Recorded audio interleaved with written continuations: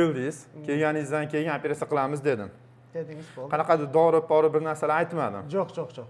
Sababi bemorda oyoq hajmi yaxshi va gormonlar ham yaxshi bo'lgan.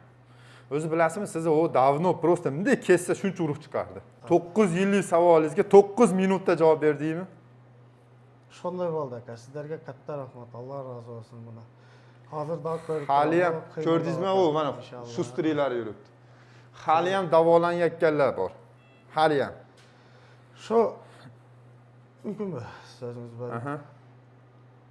Shu lecheniya olayotganlar bir Bobur aka bilan baylanishib kelib ko'rdilar.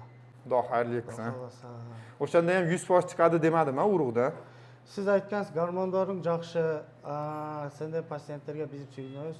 Bir aytalmaymiz 50% degansiz. Xudo xayrli qilsin. Xudo xolisa zo'r urug'lar chiqdi. Ayolingiz olib kelaverasiz, eko qilamiz, istaganingizcha bolali bo'lasiz.